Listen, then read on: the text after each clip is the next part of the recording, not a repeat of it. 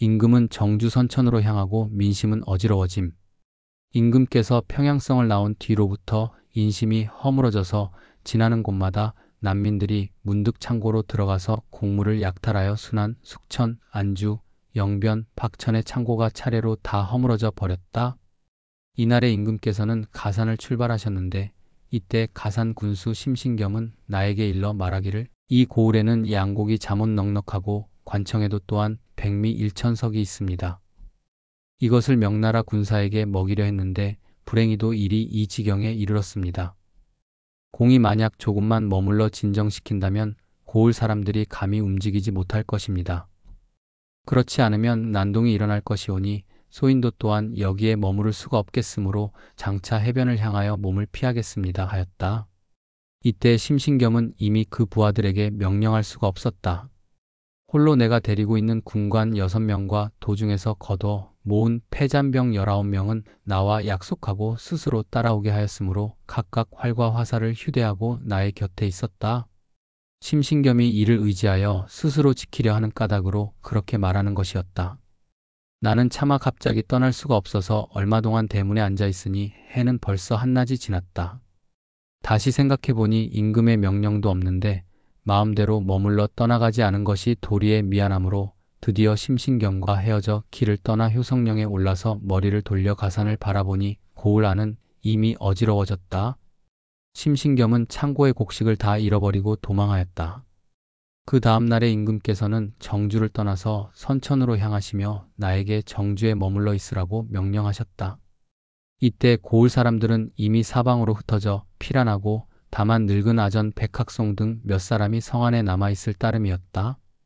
나는 길가에 엎드려서 임금께서 성을 떠나시는 것을 전송하고 눈물을 닦고서 연훈루 아래 앉아 있는데 군관 몇 사람이 좌우의 섬돌 밑에 있고 거두어 모은 패잔병 19명도 오히려 가지 않고서 말을 길가의 버드나무에 메어놓고 서로 둘러앉아 있었다.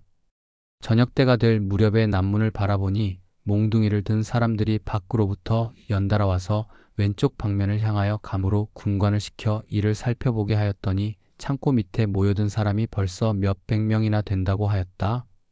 나는 내가 거느린 군사는 적고 약한데 만약에 난민이 더 많아져 그들과 싸운다면 제어하기가 어려울 것이니 먼저 그 약한 자를 쳐서 그들로 하여금 놀라 흩어지도록 하는 것이 옳겠다고 생각하였다. 성문을 보았더니 또 이어오는 사람이 10여 명이나 있었다. 나는 급히 군관을 불러 19명의 군사를 데리고 달려가서 그들을 잡아오게 하였는데 그 사람들이 바라보고 도망하는 것을 뒤쫓아가서 9명을 잡아왔다. 나는 곧 그들의 머리를 풀어 산발하고 손을 뒤로 돌려 묶고 벌거벗기게 한 다음에 창고 옆 길가로 조리 돌려 보이며 10여 명의 군사가 그 뒤를 따라가면서 큰 소리로 외쳐 말하기를 창고를 약탈하려는 도둑을 사로잡아서 곧 사형에 처하여 효시하련다 하니 성 안의 사람들이 이를 보게 되고 이때 이미 창고 아래 모여든 사람들도 이를 바라보고 모두 놀라서 다 서문으로부터 흩어져 달아나 버렸다. 이로부터 정주 창고에 있는 곡식은 겨우 보존되었고 그리고 용천, 선천, 철산 등 여러 고을도 창고를 덮치려는 사람이 또한 없어졌다. 정주 판관 김영일은 무인이었다. 그는 평양으로부터 도망하여 돌아와서 그 처자를 바닷가에 두고 창고의 곡식을 훔쳐내어 이를 보내려 하였다. 나는 이 말을 듣고 그를 잡아들여 죄를 하나하나 들춰내어 말하기를 너는 무장의 몸으로 싸움에 패하고도 죽지 않았으니 그 죄만 하여도 죽일 만한데 또 감히 관곡을 훔쳐내려느냐? 이 곡식은 장차 명나라 구원병을 먹이려는 것이지 내가 사사로이 가져다 먹을 것이 아니냐 하고 곤장 60대를 때렸다. 조금 뒤에 윤자상, 윤두수, 김원수, 김명원과 무장 이빈 등이 평양으로부터 다 정주에 이르렀다. 임금께서 정주를 떠나실 때 명령하시기를 좌상이 만약 올 것 같으면 또한 정주에 머물러 있도록 하라고 하셨다. 윤두수가 이르렀기에 나는 그에게 임금의 명령을 전하였으나 윤두수는 대답도 하지 않고 바로 행제소로 향하여 갔다. 나도 역시 김명원과 이빈 등을 머물러 정주를 지키게 하고 임금님의 수레를 뒤쫓아 용천에 이르렀다.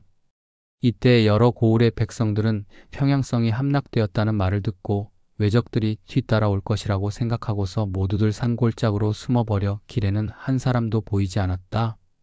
강변의 여러 고을 중에서 강계등지 같은 곳도 다 그러하다고 들렸다.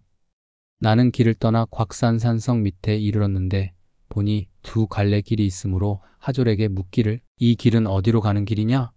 하니 그는 대답하기를 구성으로 달리는 길입니다 하였다. 나는 말을 세우고 종사관 홍종록을 불러 말하기를 연도에 창고가 하나같이 비어 있으니 명나라 구원병이 비록 온다고 하더라도 무엇으로써 식량을 공급하겠는가? 이 부근에서는 오직 구성 한 고을만 창고에 저장한 곡식이 잠옷 넉넉한 모양이나 그러나 또한 아전과 백성들이 다 흩어졌다고 들리니 그것을 옮겨낼 계책이 없구나. 그대는 오랫동안 구성에 있었으니 그곳 사람들이 만약 그대가 왔다는 말을 들으면 비록 산골짝 안에 숨어 있더라도 반드시 나와서 보고 외적의 형세를 들으려 할 것이니 그대는 여기서 급히 구성으로 달려가서 그들을 타일러 말하기를 외적들이 평양성으로 들어왔으나 아직 나오지 않았고 명나라 구원병이 방금 크게 오고 있어서 이의 수복이 멀지 않았다. 하나 근심스러운 것은 군량이 부족한 것뿐인데 너희들은 훈관이든 아전이든 논할 것 없이 모두 온 고을에 힘을 다하여 군량을 옮겨다가 군용에 모자라지 않게 한다면 뒷날에 반드시 중한 상이 있을 것이다. 하라. 이와 같이 한다면 아마도 마음과 힘을 합해서 군량을 정주, 가산까지 운반하여 가히 뜻하는 바를 성공시킬 수 있을 것이다 하였더니 홍종록은 감개하여 승낙하고는 길을 나누어 떠나가고 내 자신은 용천으로 향하였다. 대개 홍종록은 기축년의 옥사에 관련되어 구성에 귀양을 가서 있었는데 임금께서 평양에 오신 뒤에 비로소 거두어 용서하여 사홍정으로 삼았다. 그는 사람됨이 충직하고 성실하여 자신을 잊고 나라의 일을 위하여는 순국할 마음으로 위험을 피하지 않는 뜻을 가지고 있었다.